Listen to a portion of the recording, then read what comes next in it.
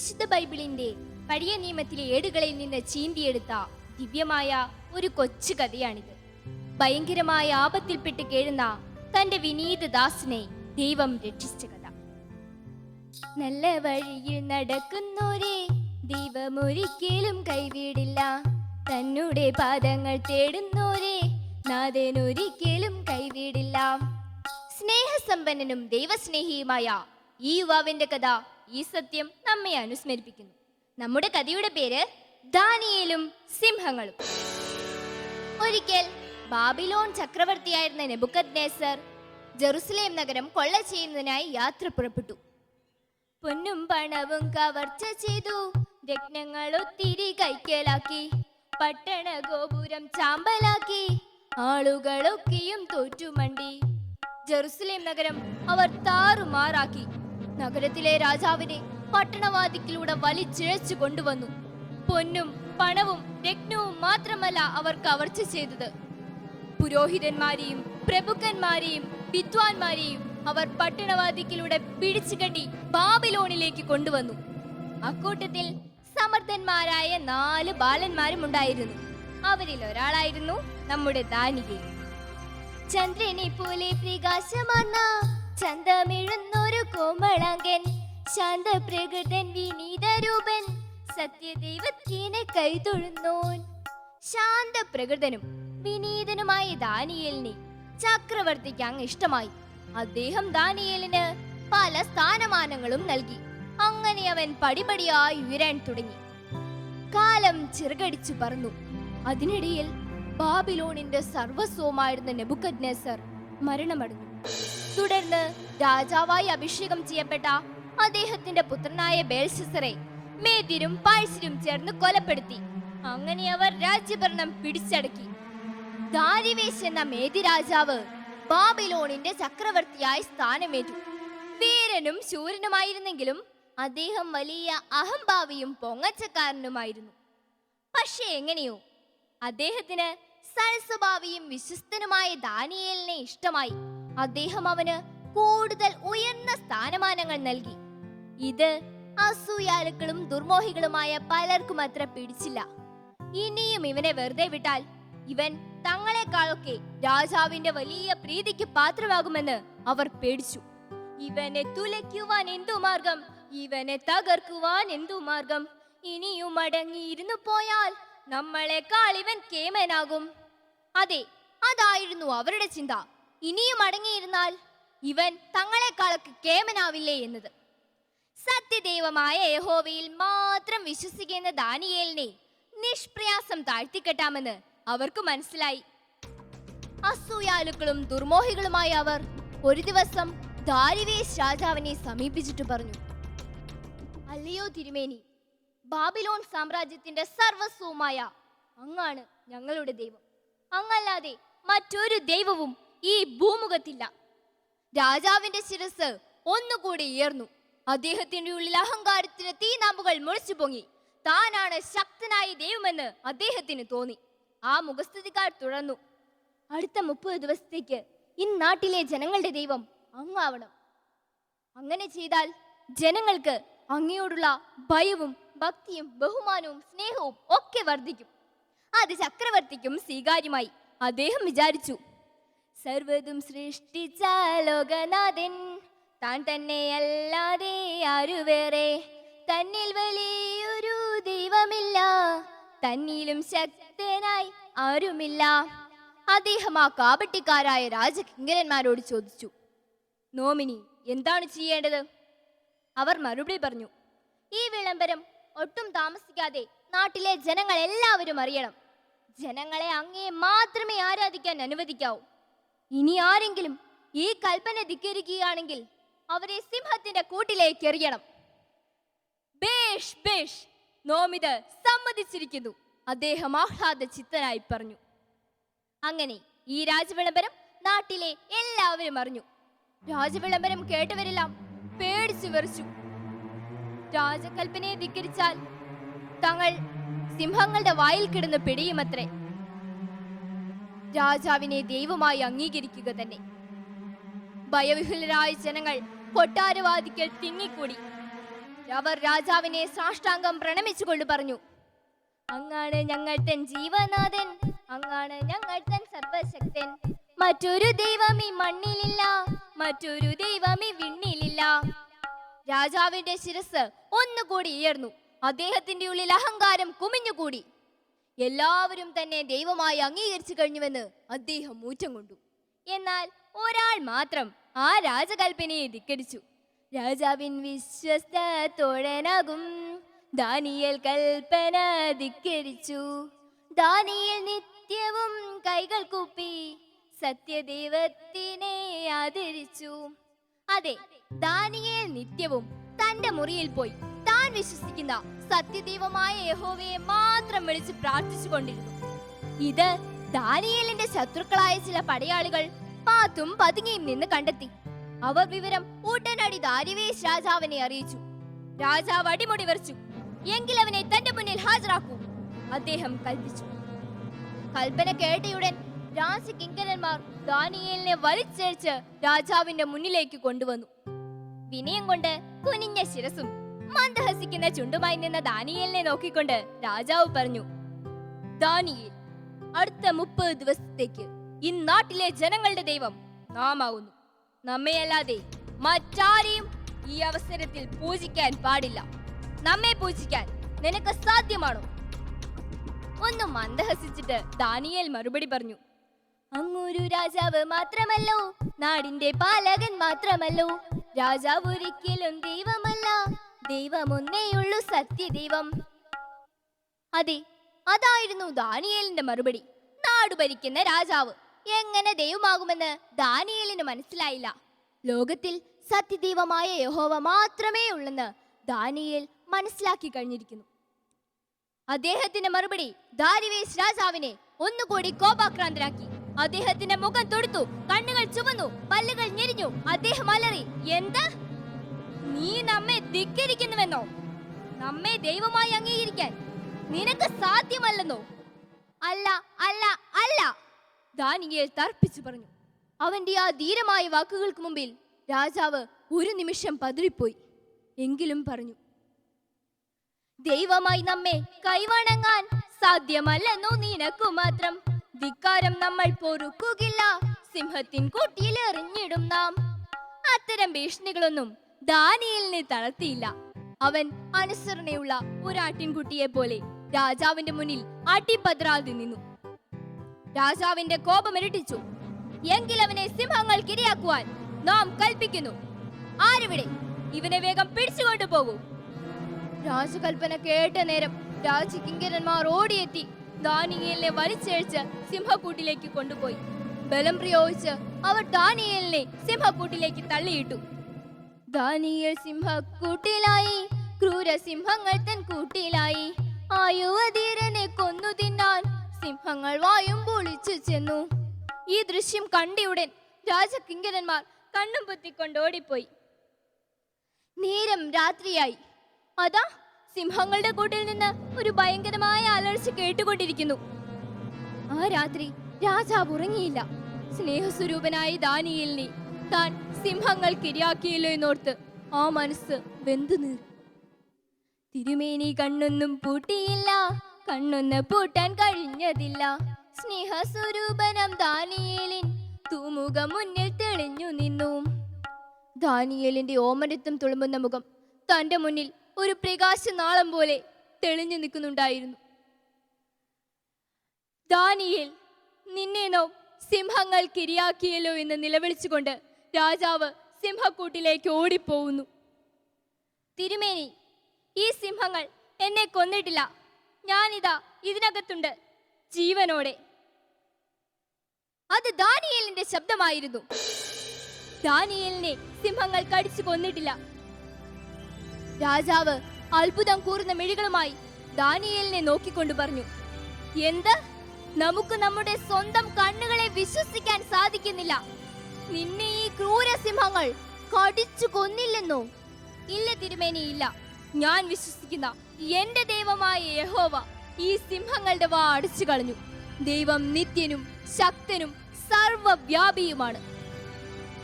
രാജാവ് ഒരു നിമിഷം പകച്ചു നിന്നുവെങ്കിലും ആനന്ദ കണ്ണീരോടി അവനെ കെട്ടിപ്പുണർന്നുകൊണ്ട് പറഞ്ഞു, ക്രൂരസിംഹങ്ങൾ തൻ വായടയ്ക്കാൻ അത്രയ്ക്ക് ശക്തനോ നിന്റെ ദൈവം? എങ്കിൽ ആ ദൈവത്തിൻ മുന്നിൽ നാമും കൂപ്പുന്നു കൈകൾ കൂട്ടുകാരാ. അങ്ങനെ ദാരിവേശ് രാജാവ് യഥാർത്ഥ ദൈവത്തെ തന്നെ ആരാധിക്കാൻ തുടങ്ങി. യഥാർത്ഥ ദൈവത്തെ തനിക്ക് കാണിച്ചു തന്ന ദാനിയേലിനെ അദ്ദേഹം ജീവന്റെ ജീവനായി സ്നേഹിച്ചു. തന്നെ വഴിപിഴപ്പിക്കുകയും ദാനിയേലിനെ ചതിയിൽ കൊടുക്കുകയും ചെയ്ത വഞ്ചകന്മാരെ അദ്ദേഹം തിരിച്ചറിഞ്ഞു. അവർക്ക് അദ്ദേഹം അതിഭീകരമായ ശിക്ഷകൾ നൽകി. നല്ല വഴിയിൽ നടക്കുന്നോരെ ദൈവം ഒരിക്കലും കൈവിടില്ല. തന്നുടെ പാദങ്ങൾ തേടുന്നോരെ നാഥൻ ഒരിക്കലും കൈവിടില്ല. ഇതാണ് ദാനിയേലിന്റെയും സിംഹങ്ങളുടെയും കഥ. ഈ വിശ്വാസ വർഷത്തിൽ നമ്മുടെ വിശ്വാസം കൂടുതൽ ദൃഢകരമാകുവാൻ ഈ കഥ നമുക്കേവർക്കും പ്രചോദനമാകട്ടെ എന്ന് ആത്മാർത്ഥമായി പ്രാർത്ഥിച്ചുകൊണ്ട് നിർത്തുന്നു. നന്ദി, നമസ്കാരം.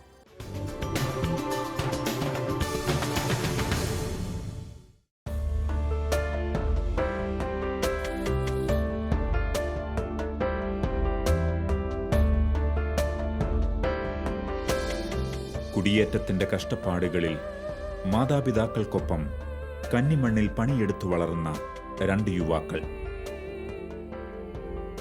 ജീവിതത്തിന്റെ കഷ്ടപ്പാടുകൾക്കിടയിലും വിദ്യാഭ്യാസമെന്ന അമൂല്യനിധിയെ നൽകാൻ മാതാപിതാക്കൾ മറന്നില്ല. ഉറ്റവരുടെയും ഉടയവരുടെയും ചില്ലിത്തുട്ടുകൾ പഠന സഹായമായി അവരിലെത്തിയപ്പോൾ വിദ്യാഭ്യാസത്തിന്റെ പുതുവഴികൾ അവർക്ക് മുൻപിൽ തുറന്നു.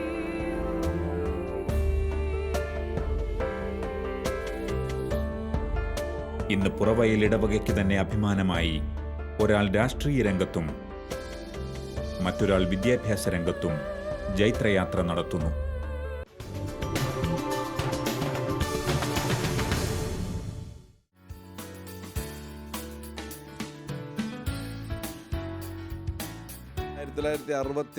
ഞങ്ങൾ കൂട്ടുകുടുംബം, വല്യപ്പനും അമ്മയും എല്ലാമുള്ള കൂട്ടുകുടുംബമാണ് തൊടുപുഴയിൽ നിന്ന് പുറവയലിൽ വന്നത്. തൊടുപുഴയിൽ സാമാന്യേന കൃഷിയും കാര്യങ്ങളും ഉണ്ടായിരുന്നു. ഞാൻ അവിടെയാണ് പ്രൈമറി വിദ്യാഭ്യാസം നടത്തിയത്. മൈലക്കൊമ്പ് LP സ്കൂളിലാണ്. മൈലക്കൊമ്പ് അറിയപ്പെടുന്നൊരു ഫൊറോന ഇടവകയാണ്. അവിടെ എൻ്റെ വല്യപ്പൻ 27 കൊല്ലം ആ ഫൊറോന പള്ളിയുടെ സ്ഥിരം കൈക്കാരനായിരുന്നു. അതുകൊണ്ട് കൃഷികാര്യങ്ങളിലും അന്നുണ്ടായിരുന്ന ചെറിയ റേഷൻ കട കച്ചവട കാര്യങ്ങളിലൊക്കെ വേണ്ടത്ര സാമ്പത്തിക വിജയം കൈവരിക്കാൻ കഴിയാത്തത് കൊണ്ടുണ്ടായ സാമ്പത്തിക ബാധ്യതകളെ തുടർന്നാണ് അവിടെ 12 ഏക്കർ സ്ഥലമുണ്ടായിരുന്നത് വിൽപ്പന നടത്തി ഇവിടെ ഞങ്ങൾ സ്ഥലം വാങ്ങിയത്. അന്ന് ഇവർക്കെല്ലാം ഒരു നിർബന്ധം ഉണ്ടായിരുന്നു, മലബാറിലേക്ക് വരുമ്പോൾ പള്ളിയുള്ളതിനടുത്ത് സ്ഥലം വാങ്ങണം. അതിൻ്റെ അടിസ്ഥാനത്തിലാണ് പുറവയിൽ അന്ന് ചെറിയ പള്ളിയുണ്ട്, അന്ന് റോഡും ഉണ്ട്. ഞങ്ങൾ കുടിയേറ്റത്തിൻ്റെ 2ാം തലമുറയാണ്. 1962 കാലഘട്ടമാകുമ്പോഴേക്കും കുടിയേറ്റ ഭൂമിയിൽ ഒരുപാട് പുരോഗതി കഠിനാധ്വാനം കൊണ്ട് കൈവരിക്കാൻ സാധിച്ചു. അന്ന് വലിയ പ്രശ്നങ്ങൾ, കാട്ടുമൃഗ ശല്യം അധികമില്ല, എന്നാലുണ്ട്. കുറേ വലിയ ഫോറസ്റ്റ് അല്ലാത്ത ഇളങ്കാടെന്ന് പറയാം. അന്ന് അവിടെ പന്നിയുണ്ട്, മാനുണ്ട്.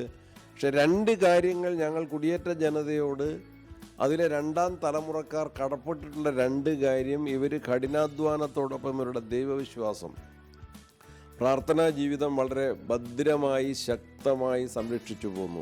കൃഷി കപ്പ, പിന്നെ ഈ മധുരക്കിഴങ്ങ് എന്ന് പറയുന്നത് ചീനിക്കിഴങ്ങ്, കപ്പയും, ഈ 2മാണ് ഏറ്റവും വലിയ കൃഷി. ഞങ്ങൾക്ക് കുറച്ച് വയലുണ്ടായിരുന്നു. അത് കൃഷി ചെയ്താൽ പശുവിനുള്ള നെല്ല് ഉണ്ടാവും. പിന്നെ കപ്പ കൃഷി ചെയ്യും. പിന്നെ പൈസയുടെ കാര്യത്തിന് ബുദ്ധിമുട്ട്, പൈസ ഒന്നുമില്ല. ഇവിടെ വന്നിട്ട് 52 വർഷമായി. അന്ന് ഞങ്ങൾക്ക് ചാച്ചൻ പറഞ്ഞ കണക്കുള്ള കൃഷികളൊക്കെ ഉണ്ടായിരുന്നു. കണ്ടത്തിൽ ഞാറും കൊണ്ട് വരണം, കൊയ്യുമായിരുന്നു. പിന്നെ നെല്ലുകൊണ്ട് മെതിച്ച് പുഴുങ്ങിയാണെങ്കിൽ കുത്തുമായിരുന്നു. ഇത് ഞങ്ങൾ അന്നത്തെ അവിടുത്തെ വികാരിയായിരുന്ന അടക്കത്തോട്ടത്തിൽ അച്ഛനാണ്. അദ്ദേഹം പള്ളിയിൽ ക്ലബ്ബുണ്ടാക്കി, വോളിബോൾ ടീം ഉണ്ടാക്കി, ക്യാരംസ് കളി, ആർട്സ് ക്ലബ്ബ് ഉണ്ടാക്കി, പെരുന്നാളിന് നാടകമാക്കി, നാടുണരുന്നു എന്ന് പറഞ്ഞ നാടകം നടത്തിയത്, ഇരുട്ടിൻ്റെ ആത്മാവ്, ഇതൊക്കെ ഞങ്ങൾ ഓർമ്മിക്കുകയാണ്. അങ്ങനെയുള്ള സാമൂഹ്യ പ്രവർത്തനത്തോടെ ലിങ്ക് ചെയ്തു. ആധ്യാത്മിക പ്രവർത്തനത്തിൻ്റെ കൂടെ വികസന പ്രവർത്തനങ്ങളും സാമൂഹ്യ പ്രവർത്തനങ്ങളും ലിങ്ക് ചെയ്തു. അന്ന് അച്ഛൻ്റെ കൂടെ അൾത്താര സംഘത്തിൽ നിന്ന, അച്ഛൻ്റെ തൊട്ടടുത്ത് നിന്ന ഈ ബാലനാണ് ഞാൻ. അച്ഛൻ്റെ ഇപ്പുറത്ത് നിൽക്കുന്നത് എൻ്റെ അനുജൻ ബെൻസാണ്. ഈ തൊട്ടുപുറകിൽ, അച്ഛനെ തൊട്ടുരുമ്മിയ തൊട്ടുപുറകിൽ നിൽക്കുന്നതാണ് CJ Jose IAS, Thiruvananthapuram Gujarat IAS കേഡറിലെ സീനിയർ ഉദ്യോഗസ്ഥനാണ്. ഇവിടെ പള്ളിയിലെ അൾത്താര സംഘത്തിലും മിഷൻ ലീഗിലും ഒരു ഘട്ടത്തിൽ അച്ഛൻ്റെ കുശിനിക്കാരനായിട്ട് പോലും ശ്രീ ജോസ് ജോലി ചെയ്തുകൊണ്ടാണ് പഠിച്ചത്. മറ്റൊരാൾ കിഴക്കമ്പുറം ജോർജ് അച്ഛൻ, ഇപ്പോൾ മാനന്തവാടി രൂപതയിൽ വൈദിക സേവനം അനുഭവിക്കുന്ന കിഴക്കമ്പുറം ജോർജ് അച്ഛൻ. ഈ ഇടവകയിലെ നിന്നയാളുകൾ പള്ളിയുമായിട്ടും അന്നത്തെ അൾത്താര ബാലന്മാരായിട്ട് നിന്നവർക്ക് സാമൂഹ്യ ജീവിതത്തിൽ ഇന്ന് എനിക്ക് ജനപ്രതിനിധിയാകാൻ സാധിച്ചു. CJ ജോസ് ഉയർന്ന IAS ഉദ്യോഗസ്ഥനായി, മറ്റൊരാൾ വൈദികനായി, എൻ്റെ അനുജനാണെങ്കിലും ബാങ്ക് മാനേജരായി. അതിനെല്ലാം ഞങ്ങൾക്ക് വലിയ പ്രചോദനം നൽകിയത് ഇവരുടെ എല്ലാം കഠിനാധ്വാനമാണ്. മണ്ണ് പണിയെടുക്കുക, തൂമ്പ കൊണ്ട് കളയ്ക്കുക. ഞാനിവിടെ അൾത്താര സംഘത്തിലുള്ളത് കൊണ്ട് എനിക്ക് സഭാകമ്പം എനിക്ക് കുറഞ്ഞു കിട്ടി.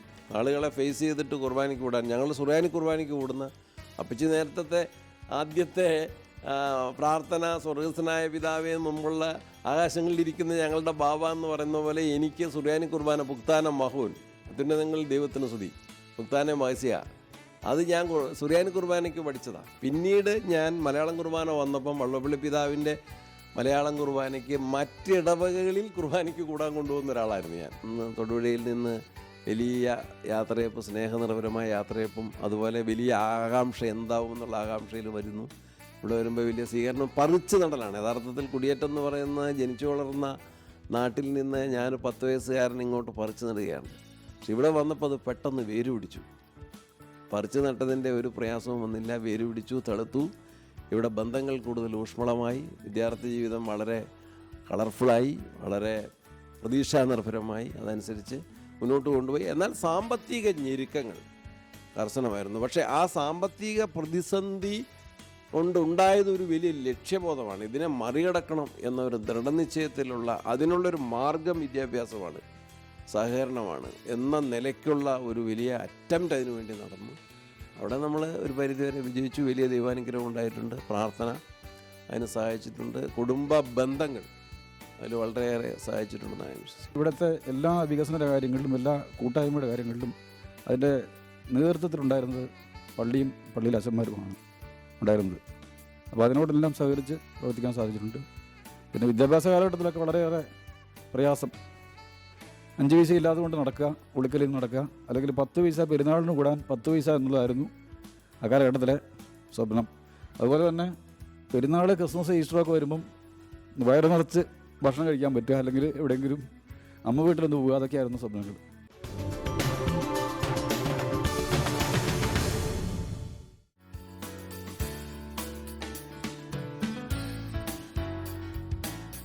ഒരു ഓർമ്മ എന്ന് പറയുന്നത് ഞങ്ങളുടെയൊക്കെ വിദ്യാഭ്യാസ കാലഘട്ടത്തെക്കുറിച്ച് തന്നെയാണ് പറയാനുള്ളത്. തീർത്തും അവികസിതമായിട്ടുള്ളൊരു മേഖലയായിരുന്നത്. വിദ്യാഭ്യാസപരമായും സാമ്പത്തികമായിട്ടുമൊക്കെ പിന്നോക്കം നിൽക്കുന്ന ഒരു മേഖല. സൗകര്യങ്ങളൊക്കെ വളരെ കുറവായിരുന്നു. റോഡ് സൗകര്യവും അതേപോലെ തന്നെ മറ്റ് സൗകര്യങ്ങളൊക്കെ വളരെ കുറവുള്ള ഒരു സാഹചര്യമായിരുന്നു. എങ്കിൽ പോലും ഞങ്ങളെ എല്ലാവരെയും 6 മക്കളാണെന്ന് ചാച്ചൻ നേരത്തെ സൂചിപ്പിച്ചു. ഞങ്ങളെ 6 പേരെയും പഠിപ്പിക്കുന്നതിന് വേണ്ടി ചാച്ചനും അമ്മയും വളരെയേറെ ശ്രദ്ധിച്ചിരുന്നു എന്നതാണ്. ഞങ്ങളുടെ വളർച്ചയിൽ തീർച്ചയായിട്ടും ഞങ്ങളുടെ സ്വാധീനം എന്ന് പറയുന്നത് ചാച്ചനും അമ്മയും തന്നെയാണ്. ഞങ്ങൾക്ക് വഴി കാണിച്ചു തന്നതും ചാച്ചനാണ്. പല കാര്യങ്ങളിലും അന്ന് സാമൂഹ്യ പ്രവർത്തനങ്ങൾ അല്ലെങ്കിൽ സാംസ്കാരികമായിട്ടുള്ള മറ്റു പ്രവർത്തനങ്ങളിലൊക്കെ എളിയ തോതിൽ ചാച്ചൻ വളരെ സജീവമായിട്ട് ഇടപെട്ടുകൊണ്ടിരുന്നു. അപ്പോൾ നന്മയുടെ ഒരു വഴിയിലൂടെ മക്കളെ നടത്തണം എന്നുള്ള അദ്ദേഹത്തിൻ്റെ ആ ഒരു നിർബന്ധ ബുദ്ധി അതായിരുന്നു വിദ്യാഭ്യാസം നൽകുന്നതിന് മാത്രമല്ല അദ്ദേഹത്തിൻ്റെ ജീവിതത്തിലൂടെ അദ്ദേഹം കാണിച്ചു തന്നതാണ്. മറ്റുള്ളവർക്ക് സഹായം ചെയ്യുന്നതിനും അതുപോലെ തന്നെ നല്ല രീതിയിൽ മുന്നോട്ട് പോകുന്നതിനും ഞങ്ങളെ ഏറ്റവും കൂടുതൽ അടിസ്ഥാനപരമായി ഞങ്ങൾക്ക് കിട്ടിയിരിക്കുന്ന എല്ലാ ഗുണങ്ങളും ഞങ്ങളുടെ മാതാപിതാക്കളിൽ നിന്ന് തന്നെയാണ്. ഈ പ്രദേശത്തിൻ്റെ ഒരു സാംസ്കാരിക കേന്ദ്രമായിരുന്നു അന്ന് സെൻറ്റ് ജോർജ് ചർച്ച് പുറവേൽ. എല്ലാ വിഭാഗത്തിൽപ്പെട്ട ജനങ്ങളും എല്ലാ പ്രായത്തിലുള്ള ജനങ്ങളുമൊക്കെ വൈകുന്നേരങ്ങളിൽ അവിടെ എത്തുകയും അവിടെ ഒരു വായനശാലയും ഉണ്ടായിരുന്നു. ആ വായനശാലയുമായി ബന്ധപ്പെട്ടുകൊണ്ടുള്ള സാംസ്കാരിക പരിപാടികളും സ്പോർട്സും ഒക്കെ ആയിട്ട് ഈ പ്രദേശത്തിൻ്റെ ഒരു വളർച്ചയിൽ നിർണായകമായ ഒരു റോള് ഈ സെൻറ്റ് ജോർജ് ദേവാലയത്തിനും അവിടെ വന്നിട്ടുള്ള വൈദികർക്കുമുണ്ട്. സാംസ്കാരികമായും സാമൂഹ്യമായും സാമ്പത്തികമായും ഈ പ്രദേശം വളർന്നതിന് വലിയ ഒരു റോൾ വഹിച്ചത് പള്ളിയുമായി ബന്ധപ്പെട്ട് ആ കാലഘട്ടത്തിലുണ്ടായിരുന്ന അച്ഛന്മാരുമാണ്. എല്ലാ മക്കളെയും ആത്മീയമായി തന്നെ ഒരു പള്ളിയുമായൊക്കെ ബന്ധപ്പെടുത്തി വളർത്തുന്നതിൽ അച്ഛനമ്മ ഒക്കെ വളരെ ശ്രദ്ധിച്ചിരുന്നു. സന്ധ്യാപ്രാർത്ഥനയും അതേപോലെ തന്നെ പള്ളിയിൽ പോകുന്ന കാര്യങ്ങളിലും പള്ളിയുമായിട്ട് ബന്ധപ്പെട്ട് പ്രവർത്തിക്കുന്നതിലും മിഷൻ ലീഗ് പോലെയുള്ള സംഘടനകൾ പ്രവർത്തിക്കുന്നതിലുമൊക്കെ ഇവർ പ്രോത്സാഹിപ്പിച്ചിരുന്നു. ആ രീതിയിൽ പള്ളിയുമായി ഒരടുത്ത ബന്ധം ഞങ്ങൾക്കെല്ലാവർക്കും ഉണ്ടായിരുന്നു.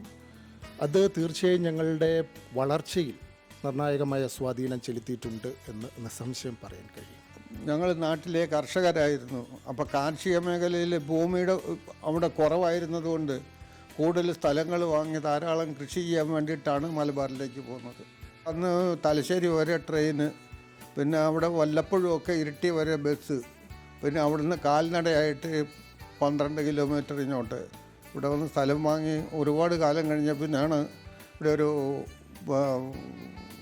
ഗതാഗത സൗകര്യങ്ങളൊക്കെ ഞങ്ങളെല്ലാവരും കൂട്ടായി റോഡ് വെട്ടി വാഹനങ്ങൾ ഒക്കെ ഉണ്ടായി. അങ്ങനെ തന്നെയാണ് ഞങ്ങളുടെ പ്രദേശത്തേക്ക് ഒരു വികസനം ഉണ്ടായത്. അന്ന് റോഡുകളില്ല, ഗതാഗത സൗകര്യം ഇല്ലെന്ന് മാത്രമല്ല, മറ്റൊരു വകയും വൈദ്യസഹായമോ വിദ്യാഭ്യാസ സൗകര്യങ്ങളോ അതുപോലുള്ള ഗവൺമെൻറ് ഒരു സ്ഥാപനങ്ങളോ ഒന്നും തന്നെ ഞങ്ങളുടെ നാട്ടിലുണ്ടായിരുന്നില്ല. വീട് പിന്നെ ഇല്ലായിരുന്നു. ഈ വയനാടൻ പുല്ലോ മറ്റോ ഒക്കെ കൊണ്ടായിട്ട് ചെറിയ ആലകൾ കെട്ടി മേഞ്ഞ് അവിടെയാണ് താമസിച്ചുകൊണ്ടിരുന്നത്. കൃഷി ആദ്യകാലങ്ങളിൽ കൃഷി ചെയ്ത് നെല്ല്, കപ്പ, തെരുവ ഇങ്ങനെയുള്ള കൃഷികളാണ് ആദ്യം ചെയ്തിരുന്നത്. അത് കഴിഞ്ഞ് പിന്നെ ചീനിക്കിഴങ്ങായി, ഇഞ്ചിക്കൃഷിയായി, പിന്നെ കശുമാവ് തോട്ടായി, പിന്നെ അതങ്ങനെ റബ്ബർ കൃഷിയായി, ഇങ്ങനെ പലതരം കൃഷികൾ അങ്ങനെ വന്നു. പുരോഗതി തന്നെ ഞങ്ങളുടെ വരവും കൃഷിയും മറ്റുമൊക്കെ തന്നെ. മാർക്കറ്റ് തലശ്ശേരി, കോഴിക്കോട് ഇങ്ങനെയൊക്കെ തന്നെ. പിന്നെ ഈ ഉണക്ക സാധനങ്ങളൊക്കെ തന്നെ പിന്നെ ഇരിട്ടിയിൽ ഒക്കെ കൊടുക്കും. പച്ചയൊക്കെ ആണെങ്കിൽ തലശ്ശേരിയിലും കോഴിക്കോടും കൊണ്ട് കൊടുക്കണം. കാളവണ്ടി ഇവിടെ ഈ ഭാഗത്തൊന്നും ഇല്ലായിരുന്നു, കാളവണ്ടിയൊന്നുമില്ല. പിന്നെ കുറച്ച് കാലം കഴിഞ്ഞപ്പോൾ ഇങ്ങനെ ഈ വലിയ ഒരു പിന്നെ ട്രക്ക് ഇവിടെ ഇരട്ടിക്കാരുടെയൊക്കെ ആയിട്ട് അതിങ്ങനെ ആളെ ഒക്കെ കയറ്റി ഇങ്ങനെ ഓടിക്കൊണ്ടിരുന്നു. അപ്പോൾ അത് വർഷകാലം വരുമ്പോൾ ഒരു വാഹനവും വരികയില്ല. പിന്നെ മഴ മാറിയിട്ടൊരു വൃശ്ചികമാസമൊക്കെ, തുലാമാസം വൃശ്ചികമാസം കഴിയുമ്പോഴാണ് ജീപ്പോ ട്രക്കോ ഒക്കെ വരുന്നത്. ഇവിടെ വന്ന് ഒരു 4 മാസത്തേക്ക് ഒരു വണ്ടിയുടെ ഹോറൻ ശബ്ദം പോലും കേൾക്കാൻ കഴിയില്ലായിരുന്നു ആ കാലത്ത്. ഒപ്പം തന്നെ പണിയെടുക്കുക, പറമ്പിലും പണിയെടുക്കുമായിരുന്നു, വീട്ടിലും പണിയെടുക്കും. അങ്ങനെ ഇവിടെ വന്നതിന് ശേഷമായിരുന്നല്ലോ കല്യാണം. അങ്ങനെ എല്ലാ പണിയൊക്കെ എടുത്ത് അങ്ങനെ ഉള്ളത് കൊണ്ടല്ല സന്തോഷത്തോടു കൂടി സുഖമായിട്ട് ജീവിച്ചു. ഒത്തിരി കഷ്ടപ്പാടുകളും ബുദ്ധിമുട്ടുകളും ഒക്കെ ഉണ്ടായിട്ടുണ്ട്. തന്നെ പണികളൊക്കെ, വീട്ടുപണികളും പിള്ളേരെ വളർത്തലും ആരും സഹായിക്കാനൊന്നുമില്ല. അമ്മയും അപ്പനും ഒന്നുമില്ല. പിന്നെ ഞങ്ങൾ മാത്രമേ ഉള്ളൂ. പുറമേ ആടും കന്നുകാലിയും എല്ലാം ഉണ്ട്, അതുങ്ങളെ നോക്കണം. അങ്ങനെയൊക്കെ ഒത്തിരി കഷ്ടപ്പെട്ട് അതിനെല്ലാം ദൈവം ഫലം തന്നു. സന്തോഷത്തോടു കൂടി ഇന്നിപ്പം ജീവിക്കുന്നുണ്ട്.